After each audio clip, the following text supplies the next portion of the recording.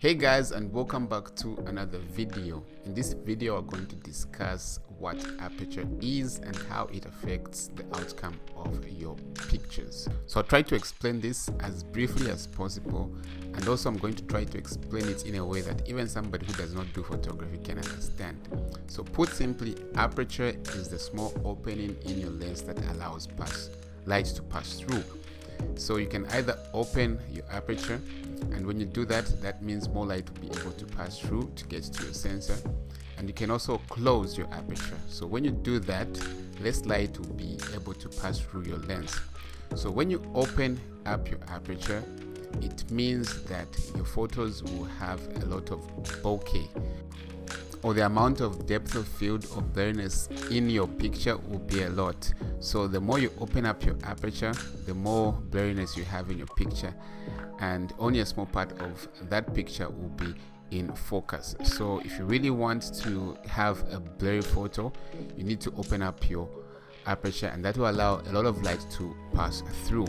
So if you close up your aperture again, your pictures will become dark, so less light will be passing through, and most of your picture will be in focus. So closing up your aperture is good for when you want to take a picture of a landscape. The other thing that you need to know about aperture is that it is measured in what we call f-stop values. So it's a bit counterintuitive, because the smaller the f-stop number is, means that the aperture is wide open, or it's large, meaning that more light is passing through to get to your sensor. And the opposite is also true. The bigger or larger the f-stop value is, let's say f11, the less light your camera will be allowing to, your lens rather, will be allowing to pass through to get to your sensor.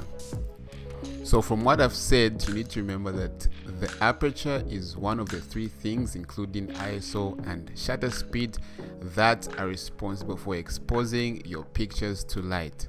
So when you open up your aperture, that will basically mean that your pictures will be more brighter. That is, if you maintain these other things, you keep them the same.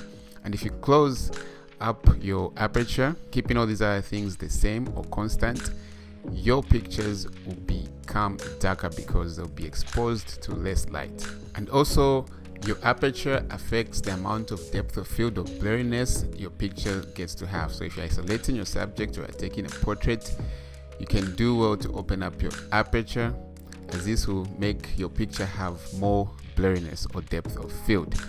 And if you're taking, let's say, pictures of landscapes or architecture, you can do well to close up your aperture, and this will make everything become in focus. So if you really liked this video, you can also check out our Facebook page. I'll put the link below in the description, so you can check out our work there.